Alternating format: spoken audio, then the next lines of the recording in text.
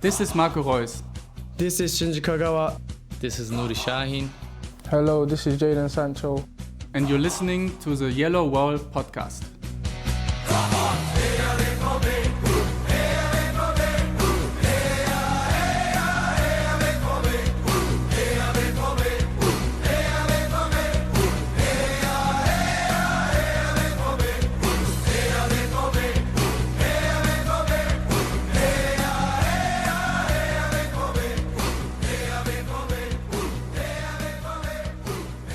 Hello and welcome to episode 512 of the Yellow Wall Pods.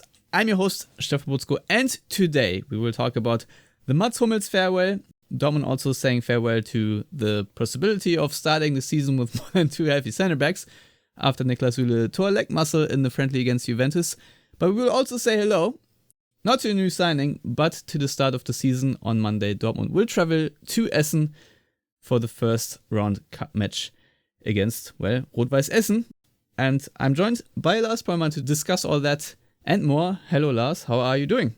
Hello, Stefan. I was wondering how you would fit in the and more, and you've done it again. I'm fine. How are you?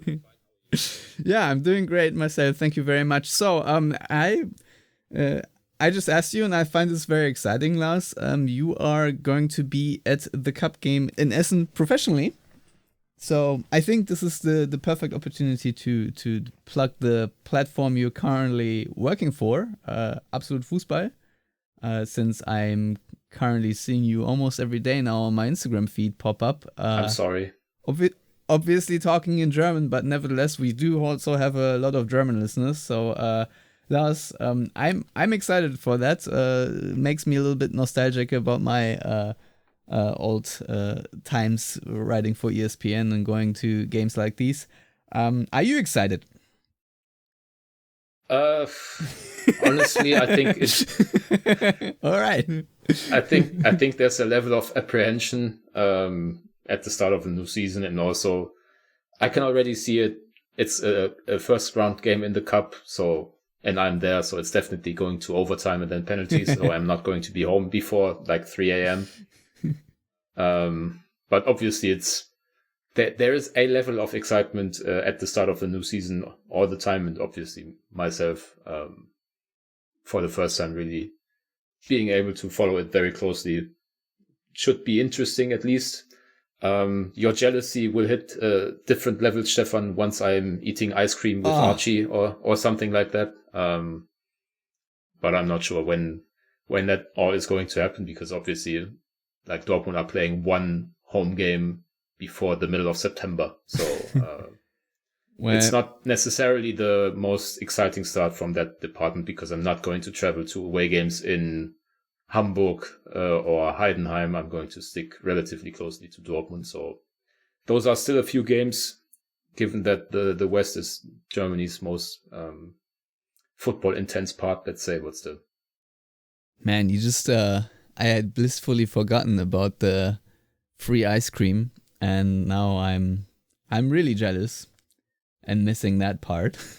I mean, there are other parts I miss, of course, but yeah, I will closely monitor also the questions you will ask. I don't even know if you will go ask Niko Kovac any questions, because usually your time is more valuable spent in the mixed zone after the game. But obviously, I'm not here to tell you how to do your job, so maybe we'll hear a cheeky Pollmann question at the news conference after the game. Woran hat's gelegen, Herr Kovac?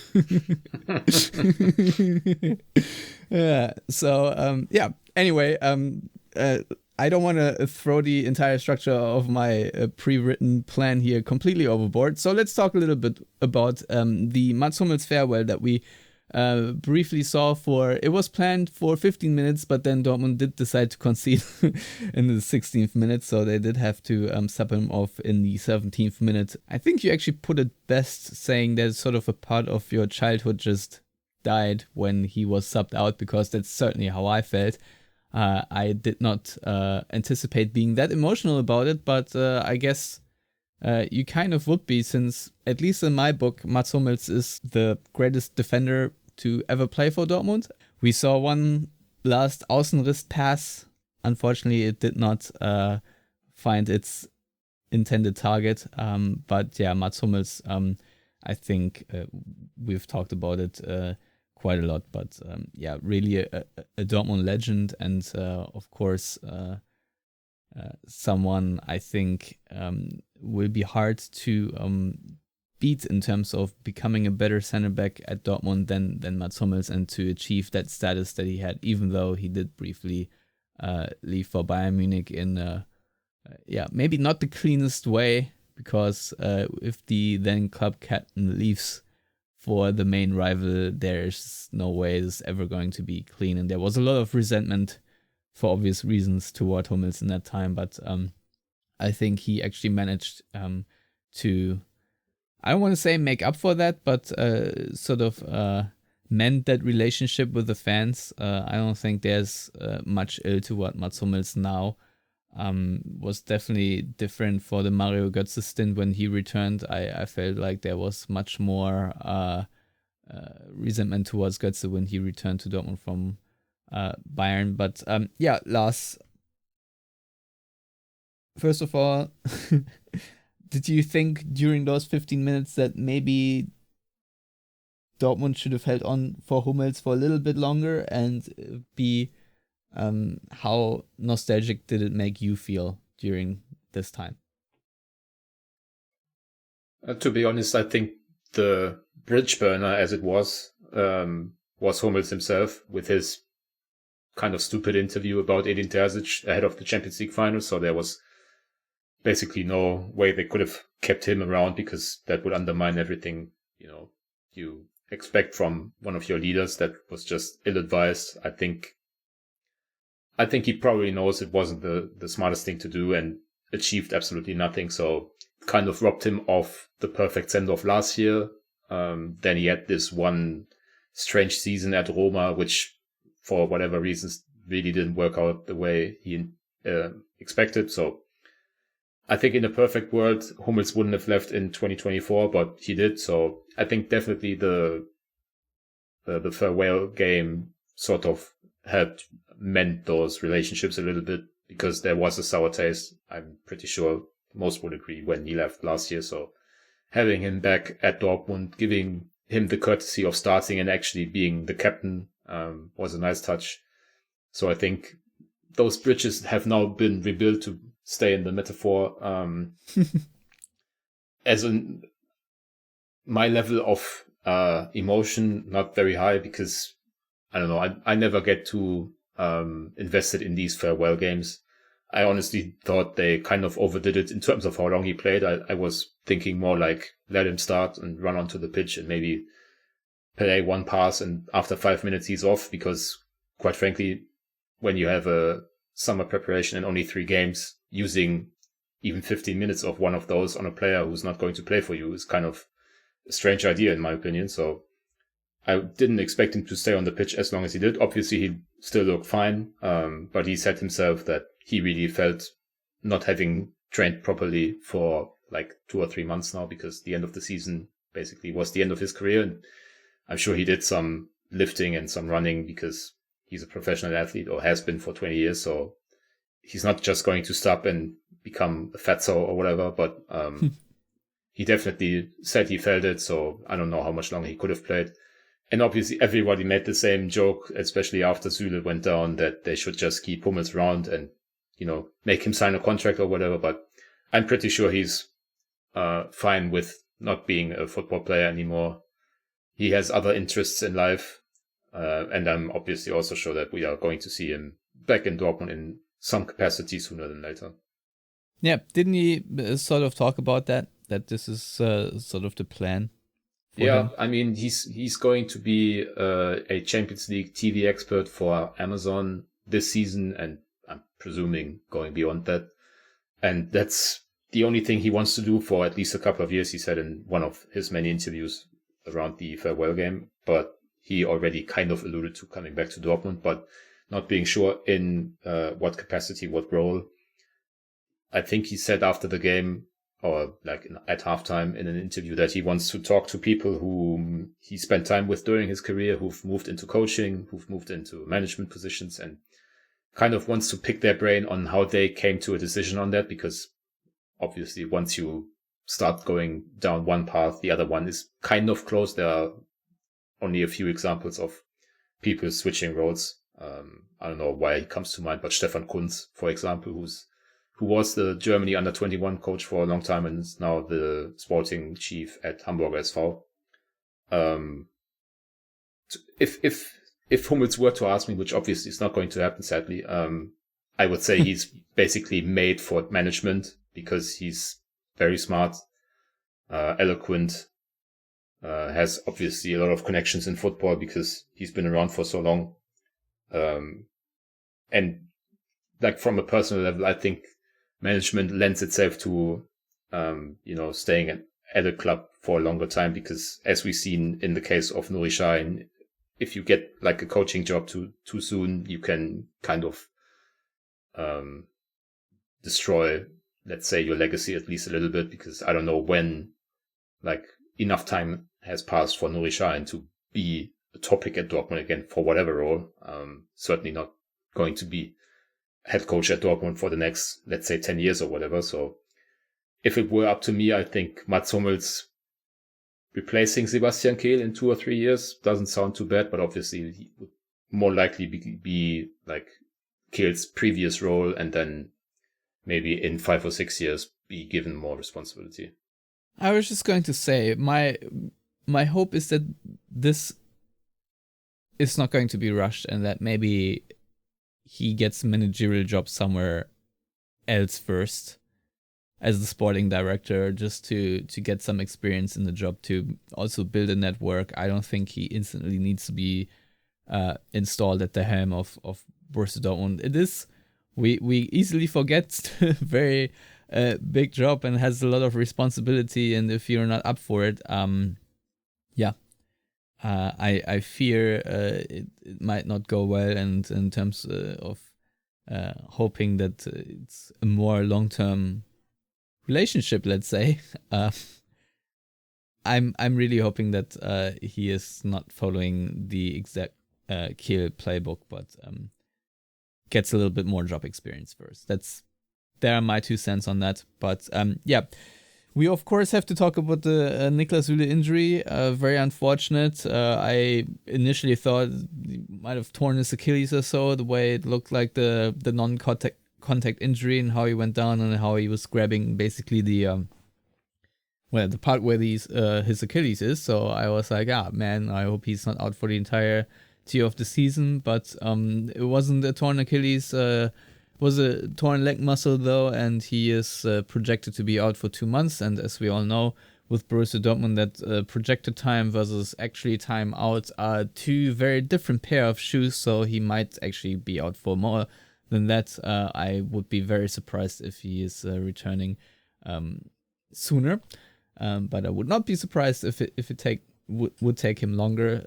So now obviously the discussion has to be if Dortmund need to sign another center back going into the season. We've obviously talked about it already in the context of the mere fact that Emre Can, who is currently more center back than a midfielder, and of course Niklas Süle himself, both these contracts are running out, and maybe you want to sign someone getting ahead of that,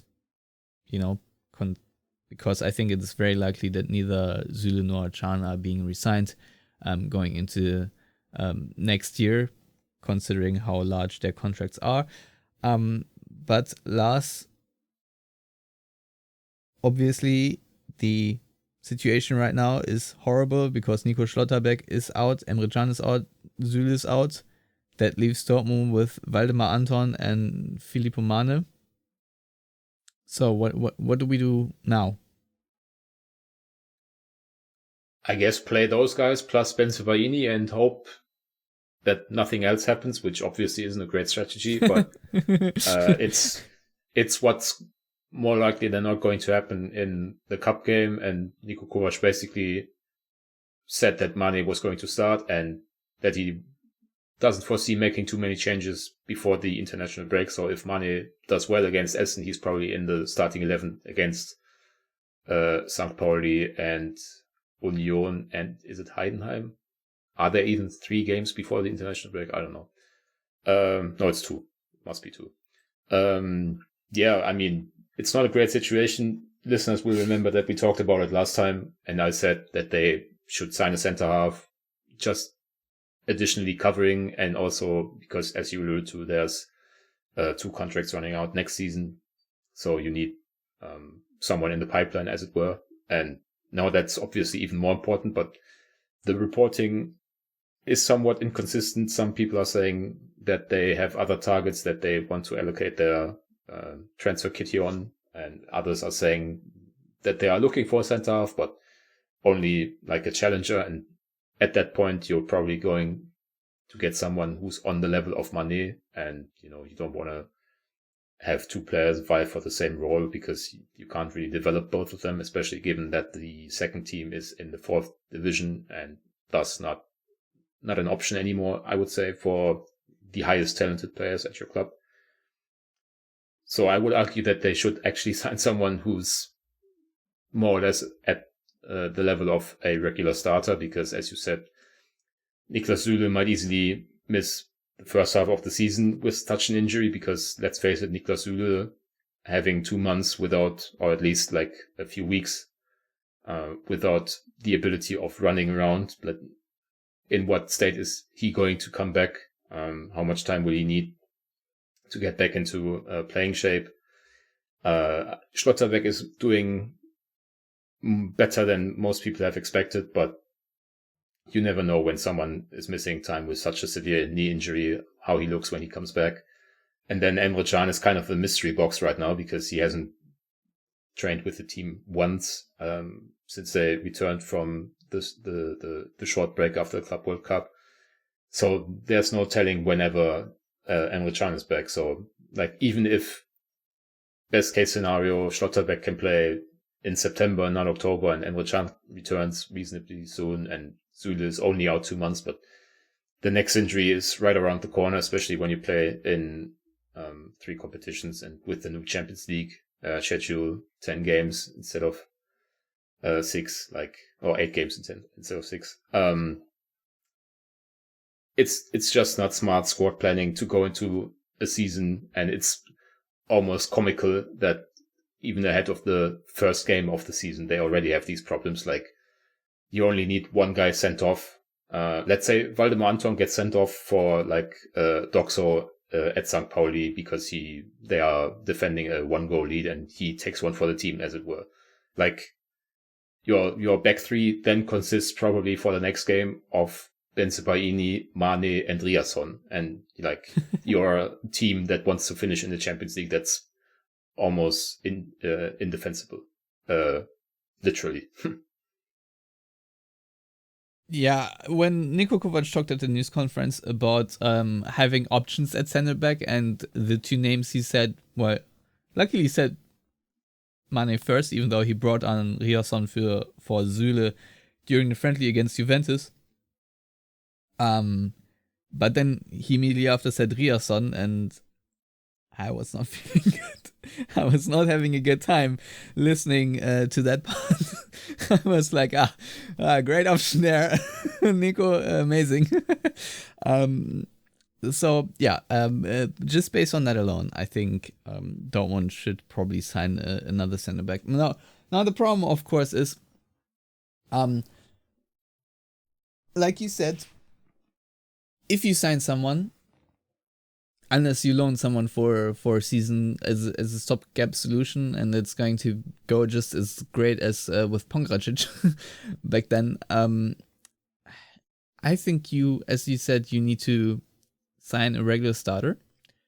And I also think that player needs to be international class somewhere, probably, or I don't want to say world class, because it's maybe a little bit over the top, but it should be a damn good player, because I don't think Dortmund can afford, even though they probably also can afford someone with international class, but I don't think they can afford to sign a mediocre guy. This is something they have to get right, just due to the fact, if you sign someone with a long-term plan already for next season, because Can and Süle are leaving, then you absolutely need to get this one right. And I just don't know if that player right now is available for Dortmund. So if you can sign that player that really is going to help you, I am almost close to saying then don't sign someone at all before you waste your money.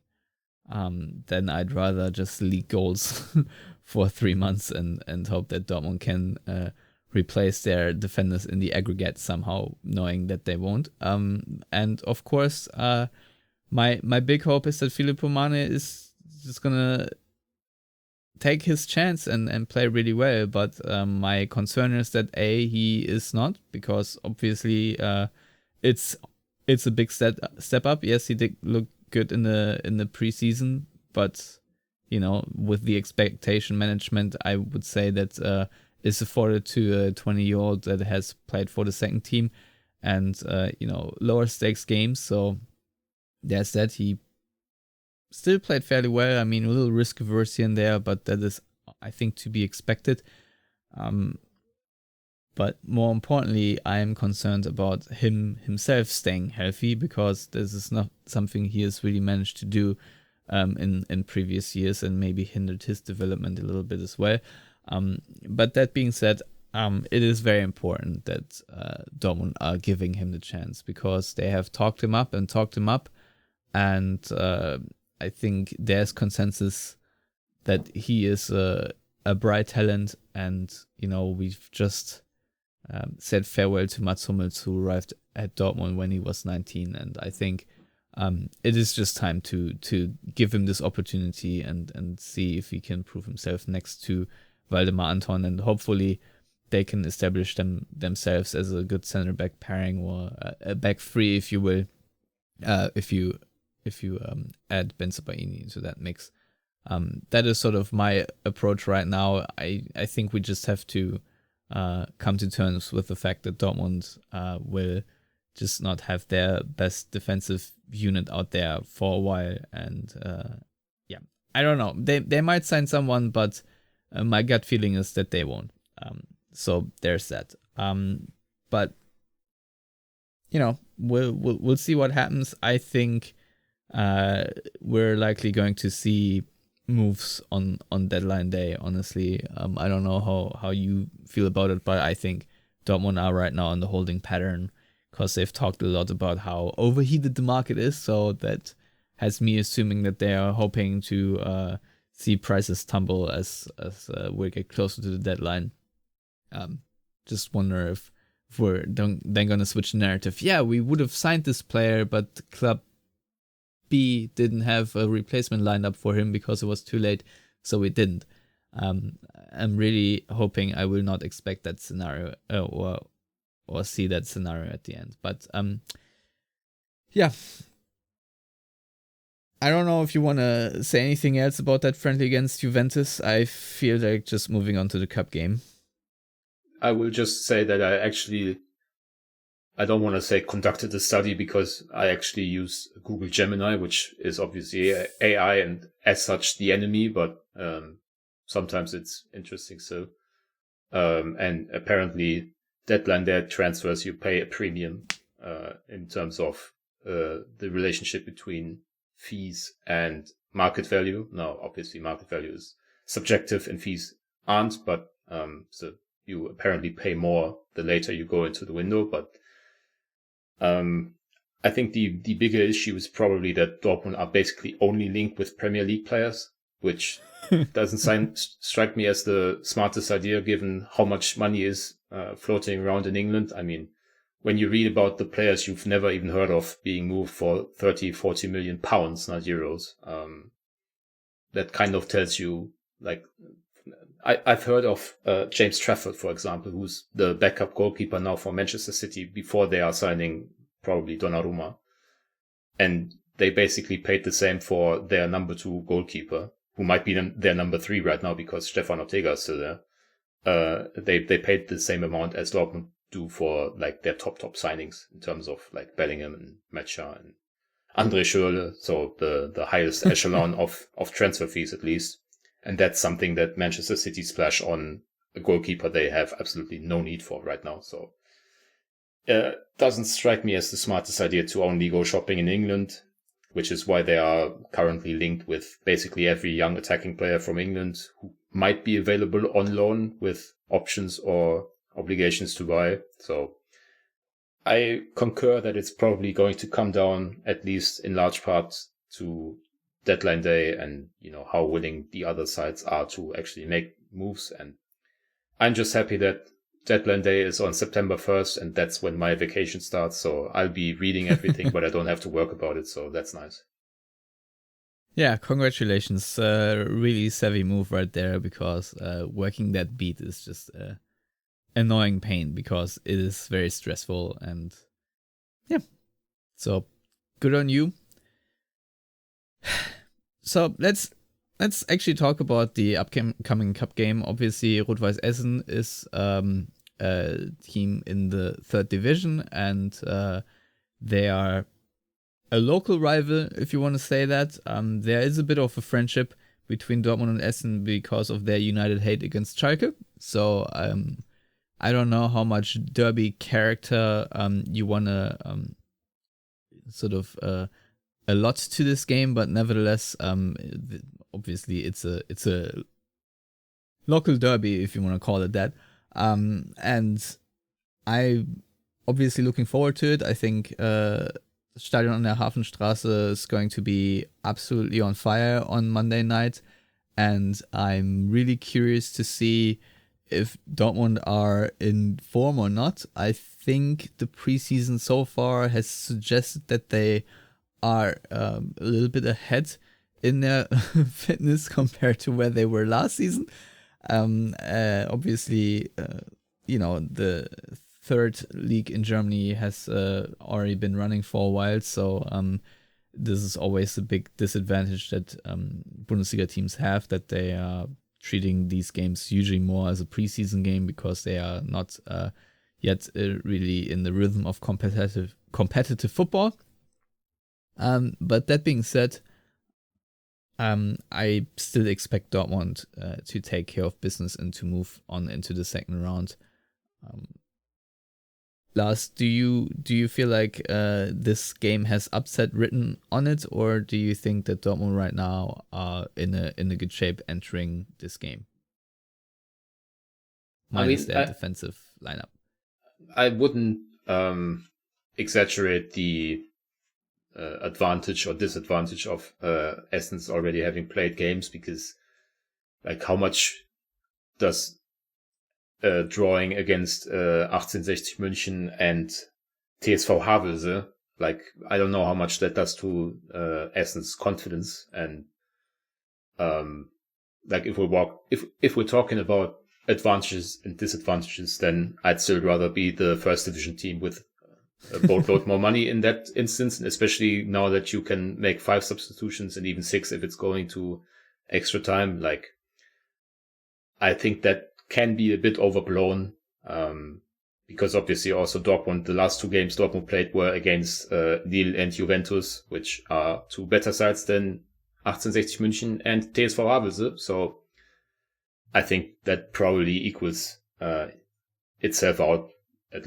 least a little bit. I think the more interesting is probably that it's the Monday night game, free on television for everyone in Germany. That sometimes lends itself to the lower division side kind of, getting an extra gear, especially when it's like a traditionally big club like Essen, which hasn't really had many spots in the limelight over the last few years.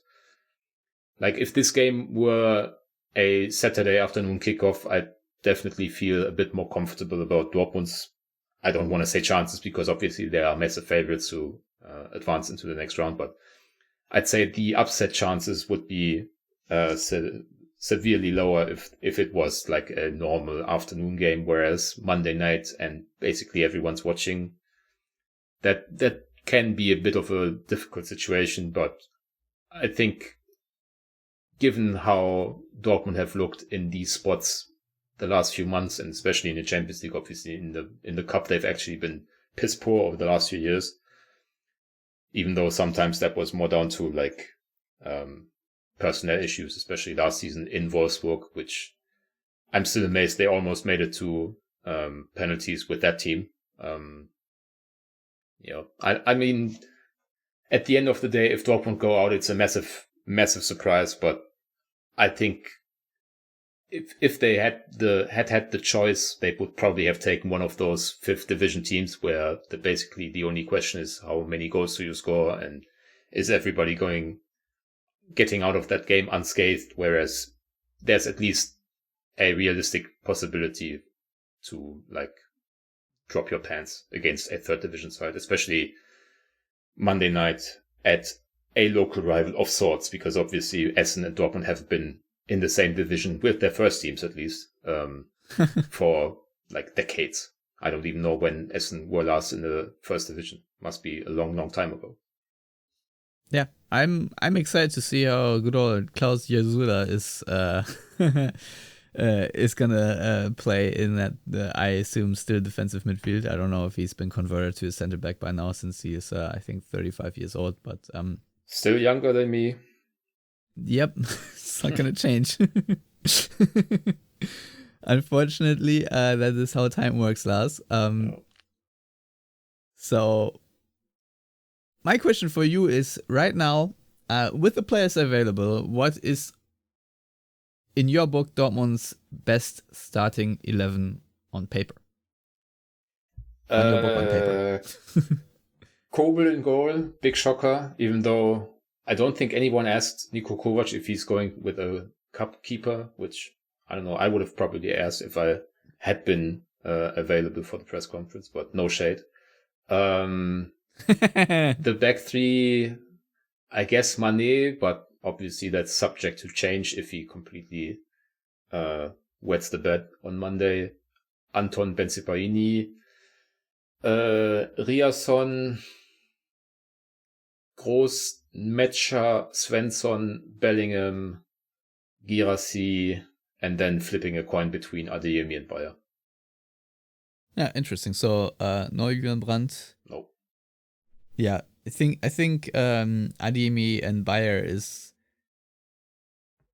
really interesting. I think my best 11 on paper right now versus reality is a bit of a clash. For me, my biggest decision is actually between Couto and Riasson as a right back, but I think because Riasson is more of a right back than Couto, I would go Riasson. But let me preface this saying that right now my lineup is actually a 4-2-3-1.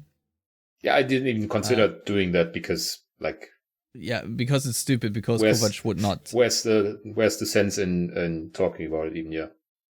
Yeah. But basically, I would have Riasson as a right back. Yeah, Kobe obviously in goal, and then Mane, Anton as center back, and then I'd have Svensson as left back, and my double pivot, if you will, are Metscher and Bellingham, and then you have Brandt as number 10, and Adeyemi, Girassi, and Bayer. So no Pascal Groß. No Pascal Groß. Yes. Interesting. I think if the discussion is, do we have Pascal Groß or Julian Brandt in the team? Both of them are somewhat disinterested in working off the ball, and I guess Groß is slower than Brandt, but his offensive output is higher than that of Brandt's, even though technically he's probably the more attacking-minded player. Yeah, I don't know. I still like Brandt better as a 10 than Pascal Groß as a 8 floating midfielder. 8, yeah. Something like that. It's not an easy decision, to be honest, but I just think that Julian Brandt still has a higher ceiling. But and it's really it's also the lack of. You can't go, what's the best lineup right now, and then talk about ceiling. Yeah, that is true. I don't know. It's just maybe the tactical foul against Juventus has scarred me. Just the lack of athleticism. Pascal Groß is just very glaring right now, and I'm aware that Julian Brandt wouldn't even make the run to commit the foul. So but yeah, if we're going the system you just talked about, it's probably a very similar outcome. Coin toss between Bayer and Adeyemi. I'm just gonna put you on the spot here. So, who is it gonna be now? Who's it gonna be, or who would I play?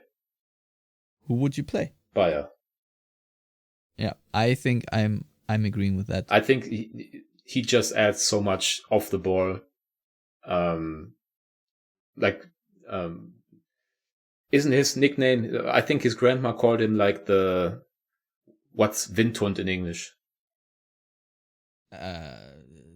Greyhound? Or Yeah, I guess something like that. So like one of those dogs that can run for hours and never get tired. That's basically Maximilian Bayer. He doesn't really look like much because he's somewhat slight, I suppose, but he's so valuable off the ball. And obviously, as we've seen or saw against Juventus, he's good for one of those where he basically makes the chance and then powerfully finishes it himself. Whereas Adeyemi kind of is a bit more reliant, I would say, usually at least, on getting service, be that like a through ball or whatever. But obviously Adeyemi with his athleticism can also make things happen for himself. But I still think that his decision making in the final third sometimes is just a bit too, I want to say, like, annoying for me to prefer him to Bayer, whom I would say the baseline performance attacking wise is probably a bit lower from Bayer because he also does so much off the ball. But again, I guess that's where I would say the ceiling is higher, because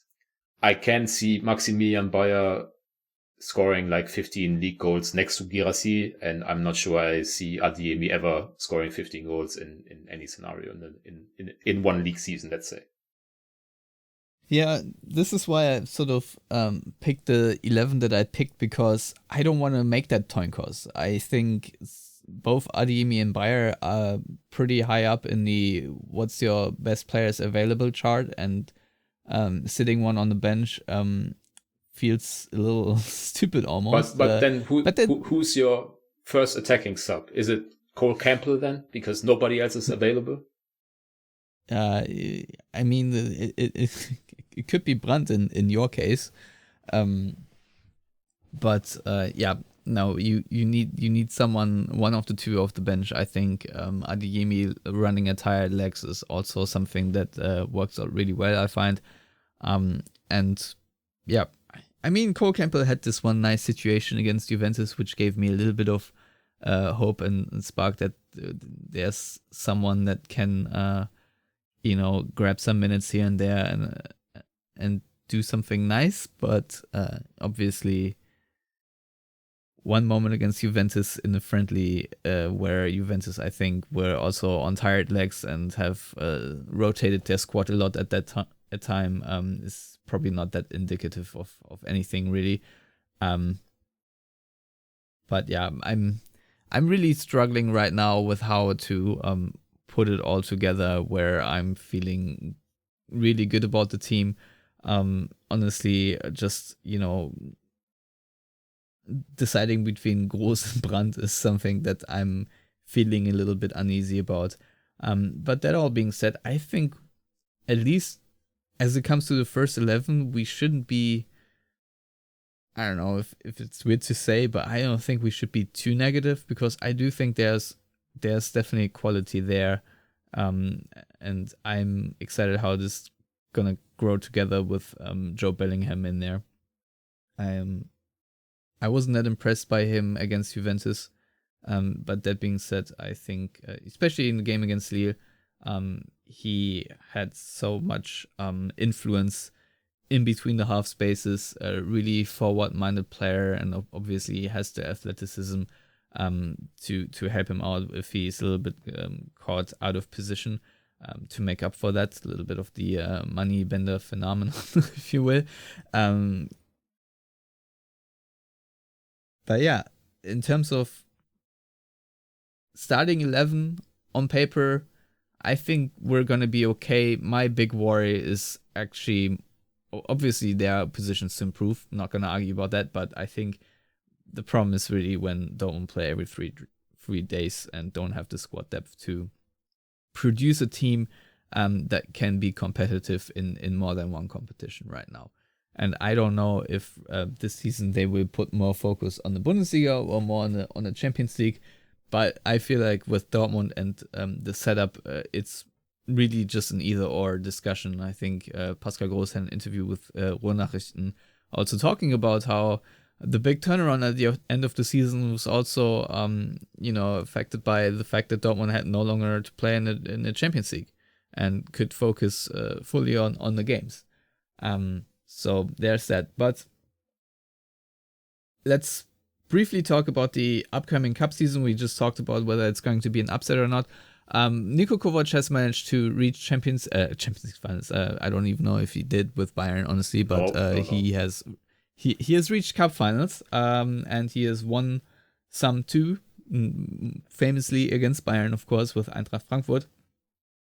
So, my question to you: do you feel like finally, after a very long time, a deep cup run is on the cards for Dortmund, or do you think that Dortmund will punt on this competition almost once again because of all the personal injuries by the time the second or third round roll around? I mean, I always kind of struggle with the idea that the cup is like this big strain on you because obviously it's one of the three competitions, but it's like 5 wins here and you're in the final. Like 5 wins across the time from the middle of August until the end of April or whenever the semifinal is. So it's like a game sprinkled in here and there, and not something that you have to put so much focus in. So I think they always say it's the quickest way to a title, but I may remind everyone that the first game starts before the league season and the final is after the league season. Yeah. Sorry. That was just a really dumb thing I wanted to say. I mean, they haven't won the league since 2012, but they've won the cup twice in that time and been to one more final, or was it 2 actually? I can't remember. So I as I said, I always struggle to like take the cup competition so seriously in terms of like how much effort you have to put in and how much focus it takes. And I think the coach that Niko Kovac is really lends itself to his having success in the cup, because I think, as we talked about quite a few times, he gives you a very solid baseline. Because his players are usually fit. They have somewhat clear roles. There's a hierarchy within the teams most of the time, at least.